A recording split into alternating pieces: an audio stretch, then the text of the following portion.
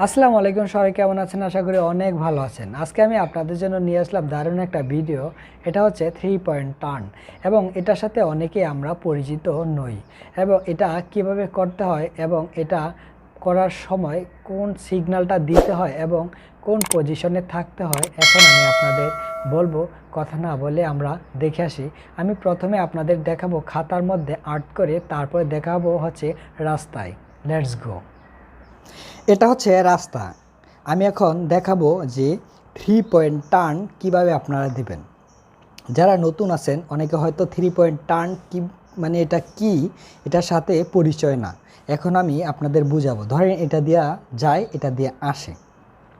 এখন আমি গাড়িগুলো তুলি আগে।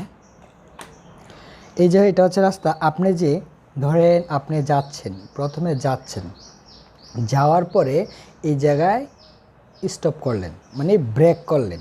ব্রেক করার পরে আপনার প্রথম কাজটা হচ্ছে ডাইনের সিগন্যালটা দিবেন। ডাইনে ব্লাইন্ড স্পট চেক করবেন, মিরর দিয়া দেখবেন। বামে ব্লাইন্ড স্পট চেক করবেন, মিরর দিয়া দেখবেন।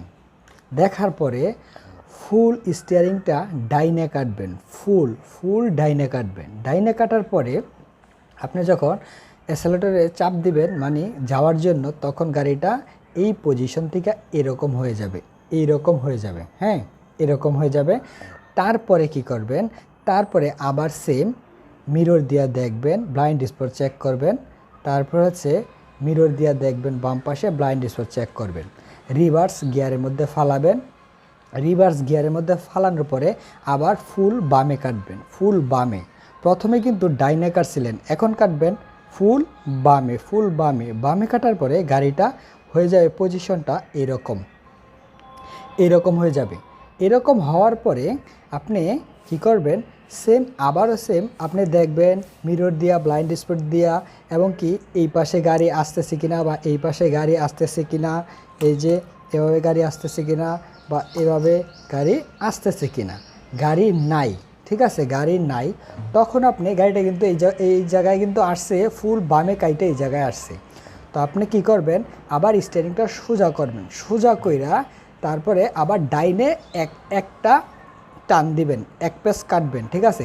এখন পজিশনটা কি অনুযায়ী আছে ওই অনুযায়ী 1 পেস হোক, 1.5 পেস হোক, 2 পেস হোক, আপনি ডাইনে কাটবেন। ডাইনে কাটার পরে এই যে আপনি গাড়িটা এই যে নিয়ে আসলেন, ঠিক আছে। এটাকে বলে 3 পয়েন্ট টার্ন।